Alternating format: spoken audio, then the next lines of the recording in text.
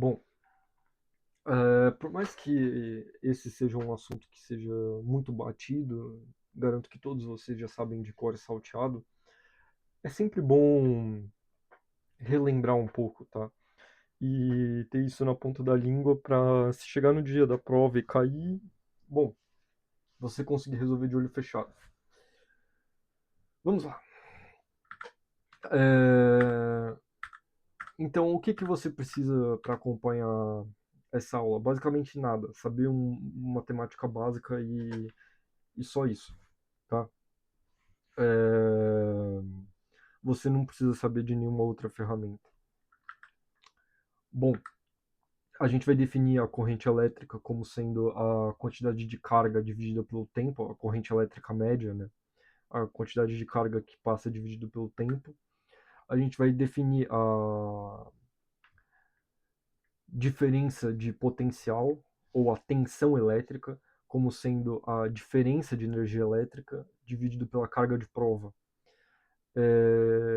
Isso tem um pingo de sentido porque que a gente tem que dividir pela carga de prova e vai independer da carga que eu colocar ali, esse valor sempre vai ser o mesmo, a diferença de potencial, porque se você viu meu vídeo como somar de um jeito diferente, você viu que eu demonstrei essa expressão. E bom, essa é a expressão da energia elétrica. É, E bom, você vê aqui que tem um produto de cargas, né? E no caso eu estou dividindo pela carga que eu estou fazendo o teste. Portanto, isso daqui vai ser um valor constante, independente da carga que eu colocar ali, ok? Por isso que a gente define a tensão ou diferença de potencial como sendo isso. A diferença de energia elétrica dividido pela carga de prova. Bom, certos materiais, não são todos na natureza, tem uma propriedade de que conforme você aumenta a tensão elétrica, você aumenta a quantidade de corrente que passa. A esse, você aumenta na mesma proporção. A esse tipo de material, a gente vai a gente, então vão ser grandezas diretamente proporcionais. A esse tipo de material a gente chama de um material ômico, tá? E essa constante de proporcionalidade entre essas grandezas vai se chamar de resistência. Bom, a gente vai definir a potência. Potência é energia sobre tempo. Bom, a gente tem a energia elétrica, porque a energia vai ser a tensão elétrica vezes a carga, ok? E a carga a gente sabe que vai ser a intensidade de corrente vezes o tempo. Então pronto, a gente consegue chegar na fórmula P igual a V vezes I ou P igual a U vezes I, que todo mundo já deve estar careca de saber. Aqui, e no resistor ômico, a gente tem essas outras caras aqui. Então, aqui eu estou deixando uma aplicação com o chuveiro elétrico, por exemplo. Bom, mas isso não é isso que nos interessa. O que nos interessa agora é, de fato, tem malhas que são muito difíceis, elas são muito complicadas. Então, para isso, a gente tenta retirar, abstrair a malha que está em si e tentar mudar para uma malha mais simples. Esse processo de mudança, existem duas mudanças que nós conseguimos fazer que são extremamente clássicas, que é transformar resistores que estão em série por um resistor equivalente. O que é estar em série? É que a corrente que passa por eles é igual. Tá? Nesse caso aqui só tem dois, mas a corrente que passa por R1 é a mesma corrente que passa por R2. É isso que significa estar em série. Bom, aqui eu deixei a demonstração de porque isso vale. Na verdade, você tem uma queda de tensão aqui, depois você tem outra queda de tensão. Então a tensão entre A e B você chama aqui de um ponto C, então vai ser a tensão do resistor 1 mais a tensão do resistor 2, só que a tensão é U igual a R vezes I, então é RI, então eu substituo por RI aqui, pronto, eu tenho, colocando I em evidência, eu tenho R1 mais R2, isso daqui vai ser igual a tensão entre A e B, que é igual a uma resistência equivalente vezes a mesma corrente elétrica. Portanto, a resistência equivalente é a soma das resistências. Aplicando indução para o caso N, você vai conseguir chegar nessa fórmula que está aqui expressa. O caso em paralelo é um pouco diferente, porque agora a corrente ela não é a mesma. No o que vai se manter o mesmo vai ser a constante elétrica. Desculpa, vai ser a diferença de potencial, que se mantém constante. De fato, isso é verdade, né? Porque ambos estão submetidos a uma diferença de potencial A menos B. Então, aplicando um raciocínio análogo, a gente também consegue demonstrar agora que o inverso da resistência equivalente é igual à soma dos inversos das resistências. De novo, generalizando para o caso N, você tem essa expressão que está aqui, e se todos os resistores são iguais, você tem essa expressão que está aqui embaixo. Deixo como exercício para vocês verificarem isso. É claro que todo mundo já sabe isso de cor salteado, então não precisa ficar voltando toda hora nisso. Então, só uma aplicação meio trivial. Aqui estão os dois em paralelo, porque eles estão submetidos à mesma diferença de potência, mas a corrente não é a mesma que passa entre eles, então eu posso substituir isso por um resistor único. E esses três resistores, agora considerando esse conjunto de dois resistores apenas como um, esses três resistores vão estar em série, porque a corrente que passa é única entre eles. E você consegue chegar na resposta. Peraí. Você consegue chegar no valor final, que é esse que vai estar aqui, 14 ohms. Tá? O raciocínio foi feito aí no slide, né? Bom, a primeira lei de Kirchhoff nada mais é do que a lei da conservação das cargas. Então, por um ponto, a mesma quantidade de carga que entra é a mesma quantidade de carga que sai, tá? Considerando que não é a fonte, né? Que não é nem a bateria, enfim, não é a fonte o ponto que você está analisando. Para qualquer outro ponto do circuito, a mesma quantidade de carga que entra é a quantidade que sai. E no caso da segunda lei de Kirchhoff, se eu percorrer uma malha, pode ser no sentido que for, e voltar para esse mesmo ponto, a minha diferença de potencial é zero. Isso faz bastante sentido se você considerar que o potencial foi definido como a diferença de energia elétrica dividido pela carga. Bom, a diferença entre energia elétrica, essa diferença depende de cada ponto. Se eu estou no mesmo ponto, esse valor menos esse valor vai dar zero por obviedade. Então, a segunda lei de Kirchhoff, ela tem esse raciocínio aí. Bom, mas tem casos em que série em paralelo não adiantam, porque, por exemplo, o caso mais trivial é a ponte de Wheatstone, no caso que ela está desequilibrada, né? Porque não caiam na tentação de falar que esses caras aqui estão em paralelo, porque você não sabe, porque não necessariamente o potencial em VC é igual ao potencial em VD. Então, não necessariamente esses pontos estão em paralelo, porque para eles estarem em paralelo, eles têm que estarem submetidos à mesma diferença de potencial. Mas aqui o potencial é diferente do potencial daqui de baixo. Existe um teorema que diz que se a ponte estiver equilibrada, ou seja, se esse potencial for igual a esse potencial, se o potencial IC for igual ao potencial ID, então o produto das resistências é igual. É igual. Eu vou deixar um material aí na descrição que eu fiz demonstrando isso.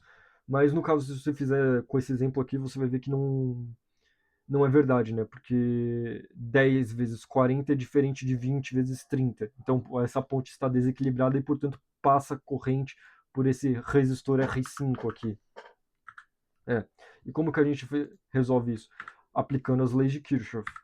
Eu deixei aqui a solução, mas basicamente você vai aplicar a primeira e a segunda lei e você consegue chegar na resposta.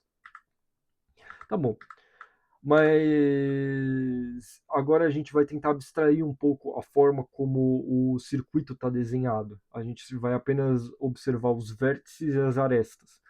Então, aplicando essa lógica, esses três circuitos são iguais, porque não importa o modo como eles estão desenhados. O que importa é que o vértice C está ligado ao D e o B, ao D, o B e o A, nas três figuras, e as três figuras são iguais, têm as mesmas arestas e os mesmos vértices com as mesmas ligações. Bom, a gente vai definir o grau de um certo vértice como sendo o número de arestas que sai dele. Então, no caso de U aqui, o grau é 3, porque saem 3 arestas dele, a gente pode interpretar essa aresta como sendo um resistor. E no caso de W tem duas arestas que saem dele, ou seja, dois resistores. E no caso no caso de pontos que não que são dois pontos, né? A distância entre dois pontos, a gente vai considerar como sendo o menor número de arestas para percorrer esse caminho. Por exemplo, a distância entre A e B vai ser duas arestas, né? Ou seja, vão ter dois resistores aí. Ah, mas poderia ter cinco.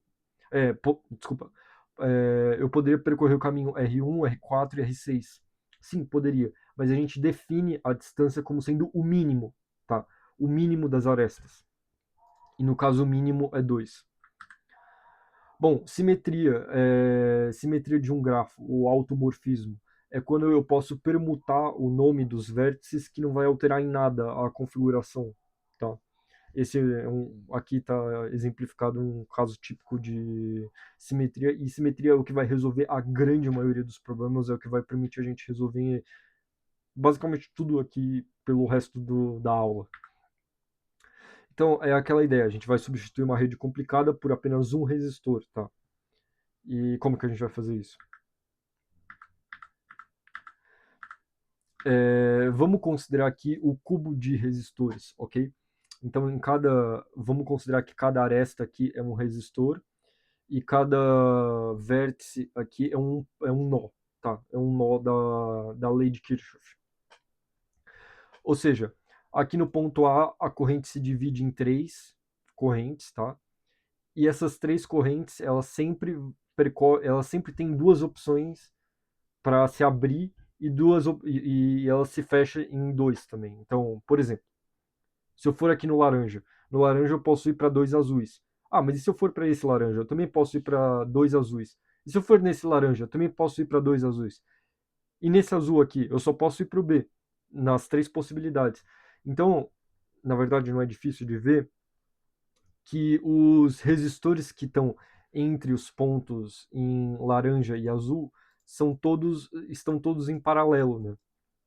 E os pontos que estão entre o azul mais escuro e o laranja também estão em paralelo, e os pontos que estão entre o azul claro e esse vermelho aqui, meio alaranjado, também estão em paralelo.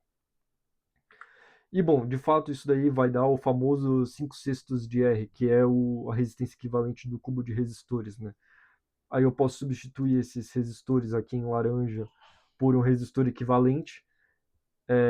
Eu posso substituir esses em azul por também um resistor equivalente e esses em rosa por também um resistor equivalente. Bom, aqui de fato vai dar os 5/6 de R, como todo mundo já sabe. Bom, mas e no caso do tetraedro? Do tetraedro regular, né? Considerando que cada aresta dele tem um resistor igual. Bom, aqui, considerando que eu tenho um ponto A de entrada e um ponto B de saída de corrente. Bom, o ponto A eu posso ir direto para o ponto B, ou eu posso ir para o ponto U e depois ou ir para o ponto W e ir para o ponto B, ou ir direto do U para o B. A mesma coisa vale para ir do ponto W, ir para o ponto U, ir para o ponto B, ou ir de W até B. Bom, então você percebe que as opções de caminho são simétricas entre U e W, portanto, U e W têm o mesmo potencial, ou seja, esse resistor aqui que compõe essa aresta que está entre U e W não passa corrente porque não tem diferença de potencial entre esses dois pontos. E como a gente sabe, U igual a RI, U é a diferença de potencial, se U é igual a zero, I também é igual a zero. Então, no caso aqui, eu só vou ter dois conjuntos de resistores em paralelo. Então, eu vou ter esses dois em paralelo e esses dois em paralelo. Então, eu vou ter R em paralelo com R, isso dá R sobre 2, e esse R sobre 2 vai estar em série com esse outro conjunto em paralelo. Então, R sobre R, não, R em paralelo com R vai dar R sobre 2. Então, R sobre 2 mais R sobre 2 dá R. E agora, esse conjunto todo aqui de cima, R em paralelo com R aqui de baixo, vai dar o R sobre 2 que está aqui. Tá? E no caso do octaedro, o octaedro é a bipirâmide de base quadrada. Então eu tenho um ponto aqui que se abre em 4 e esses 4 têm ligação entre eles, mas depois eles colapsam em um ponto só. Bom, a questão aqui é que todos esses pontos aqui da base que tem um resistor de fato entre eles, esses 4, esse e esse, é, eles têm o mesmo potencial, ou seja, não passa corrente entre eles. Eu posso tirar esses resistores que não vai fazer efeito no meu circuito. Então eu só vou ter o ponto de cima que abre em 4 e depois esses 4 se fecham em um. Então eu vou ter 4 resistores e 4 resistores. Eu vou ter 4 resistores em paralelo e outros 4 resistores em paralelo. Então vai dar R sobre 4 mais R sobre 4, a resistência equivalente é R sobre 2. Mas e no caso do hipercubo, né? Eu fiz no caso do. A gente fez ali que deu. Desculpa. Deu 5 sextos de R pro caso do cubo. Mas e pro hipercubo? Por exemplo, de dimensão 4, de dimensão 5, como que a gente vai fazer? Agora, uma estratégia é você utilizar coordenadas generalizadas para atacar esse problema. E eu vou acabar explicando isso. Bom, aqui eu tentei fazer uma representação de um hipercubo. A ideia é que a gente vai fixar cada vértice como sendo uma coordenada, tá? Então, por exemplo, no caso aqui desse cubo em 3 dimensões, a gente vai falar que esse ponto A aqui, ele tá no...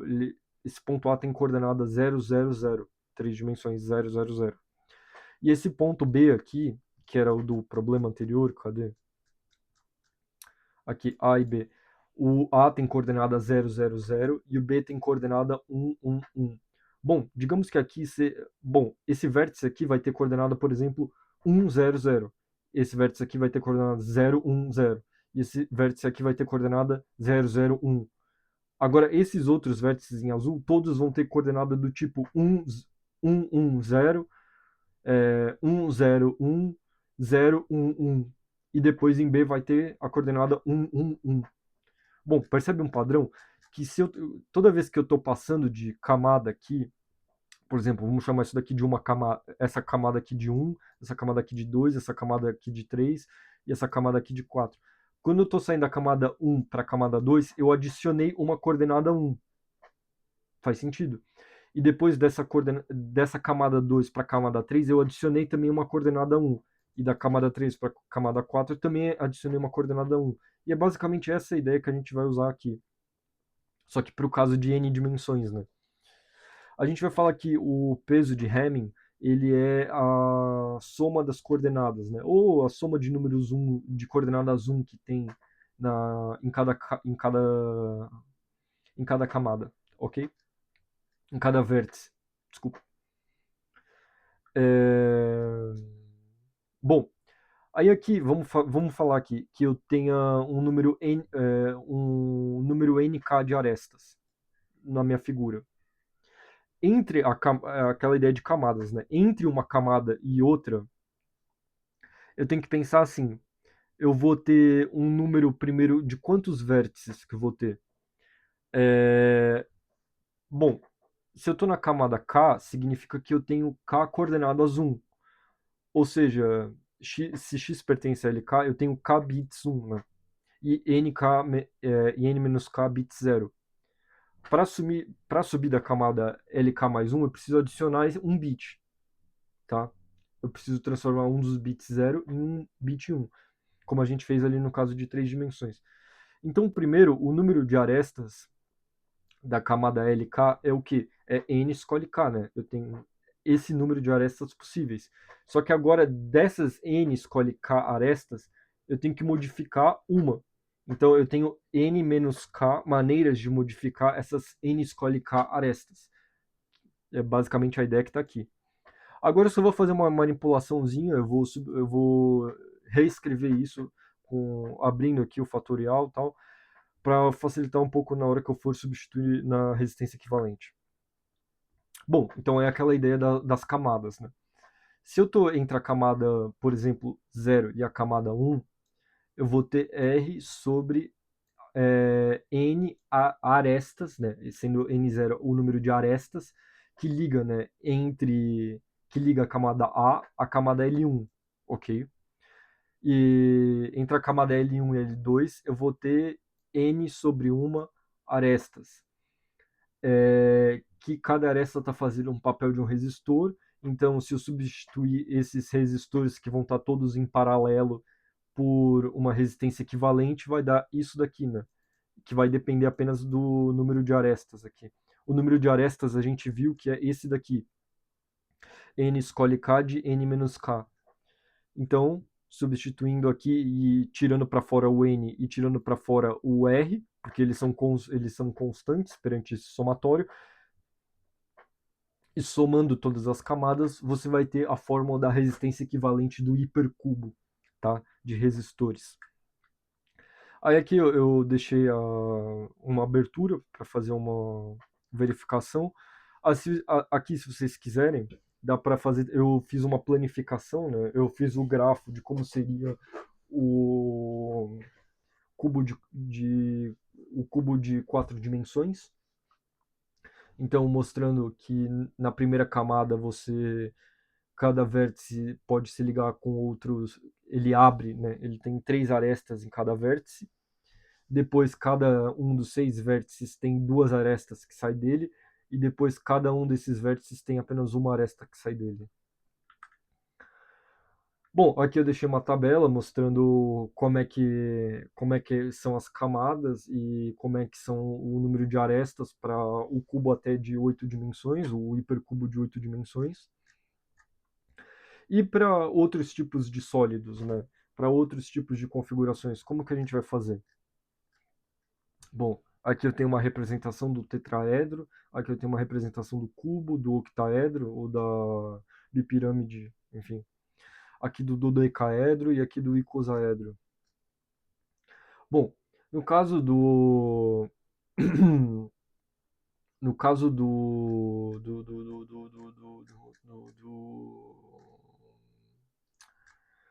dodecaedro, do dodecaedro, você tem que se lembrar aqui, cadê o dodecaedro?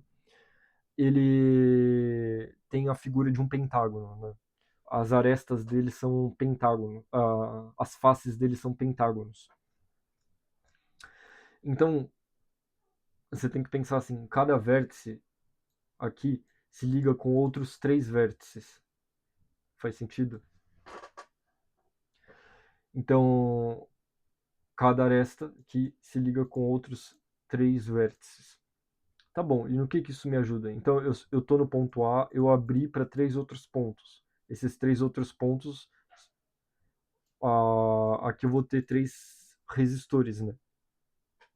Aí depois, cada um desses pontos em laranja abriu para outros 2 pontos, ok? Então eu vou ter 1, 2, 3, 4, 5, 6 resistores aqui. Depois eu vou ter 1, 2, 3, 4, 5, 6 resistores aqui. E depois eu vou ter 1, 2, 3, 4, 5, 6 resistores de novo. E depois vão fechar em 3. A ideia é basicamente essa daqui, tá? E isso vai dar o famoso 7R sobre 6. No caso do icosaedro, cada ponto se abre em 5, né? E você tem que lembrar que esses 5, cada ponto abre em 5, mas não necessariamente significa que tem. é, o que eu quero dizer é o seguinte, tipo, por exemplo, o A abriu em 5 aqui, então esses 5 resistores vão estar em paralelo. Só que agora eu não vou ter 5, eu vou ter 10 resistores. Eu vou ter 1, 2, 3, 4, 5, 6, 7, 8, 9, 10 resistores. E daí esses 10 vão estar em paralelo e depois eu vou ter mais na outra camada, eu vou ter 5 resistores em paralelo. Fazendo isso daqui, eu vou ter o R sobre 2. Tá. No simplex, aqui a coisa fica legal, porque o simplex ele pode ter qualquer dimensão que for. Aqui eu peguei um simplex de dimensão 5. Então a questão é que cada vértice ele enxerga os outros vértices, né? Então, por exemplo, o vértice A, ele enxerga todos os outros vértices. Tá bom. Mas os vértices aqui do meio, né? eles enxergam 3 outros vértices que vão estar na mesma camada, que vão estar em camadas internas, né? No caso da dimensão 5. Então, eu posso usar um pouquinho da criatividade e pensar que isso vale também para outras dimensões, né? Eu deixo aí para vocês verificarem que isso vale, que no caso, um vértice de uma camada interna do simplex, ele enxerga m-2 outros pontos, ok? Ou ele tem m-2 arestas que saem dele, ok? Então, o simplex ele abre primeiro em m-2, a gente vai fazer, isso tudo vai estar em paralelo, né? Então vai ficar m-2, r sobre m-2, e depois ele vai se fechar em B. E quando ele se fecha em B, por uma questão de simetria, ele também tem m-2 resistores em paralelo. Então, no caso aqui, você vai ter esses R sobre M-2 em série com R, M-2. Isso daqui vai estar em paralelo com R. Bom, fazendo isso, você vai conseguir chegar aqui a resistência equivalente de um simplex de n dimensões vai ser 2R sobre n mais 1. Aqui no politopo é a mesma coisa com alguma adaptação. Eu deixo aqui para quem quiser ler no slide. E aqui tem uma tabela com as principais, com as 3 possíveis generalizações, né, dos 3 hiperpoliedros que nós temos e como atacá-los, né? É, Agora, aqui não importa tanto, aqui que é legal. O, E se fosse capacitores, né? Porque tem questões que substituem ao invés de resistor por capacitor. Então a ideia, na verdade, é que a ideia, na verdade, é que REC é igual a alfa vezes R. Só que alfa também é a capacitância equivalente igual a capacitância dividido por alfa. Então você tem uma relação entre um poliedro que você tem a resistência equivalente, de resistência equivalente, e uma certa malha de configuração que você tem a capacitância equivalente também. E tá bom, e no que isso me ajuda? O que isso me ajuda é que às vezes calcular a capacitância é um pouco mais chato do que calcular a resistência. Então, eu dei aqui esse exemplo do que caiu na prova do ITA de 2022. Foi a questão 13, que você podia fazer pela capacitância, mas você também podia fazer pela resistência equivalente do da bipirâmide de base quadrada, né, que a gente fez ali, e era só inverter isso que você chegava no resultado. Aqui está o resultado, né? O hipercubo capacitivo, enfim, usando essa ideia de que REC sobre R vezes a capacitância equivalente sobre C é igual a 1. Bom, tem outros exercícios aqui que eu deixei também resolvidos. Eu queria dar uma ressalva para esse aqui, que é uma malha infinita, que você vai ter que usar um pouquinho da criatividade aí para resolver. E um exercício e 2 exercícios aqui que eu fiz que são estilo FUVEST, que poderiam muito bem cair numa prova de primeira fase, muito bem cair numa prova de segunda fase.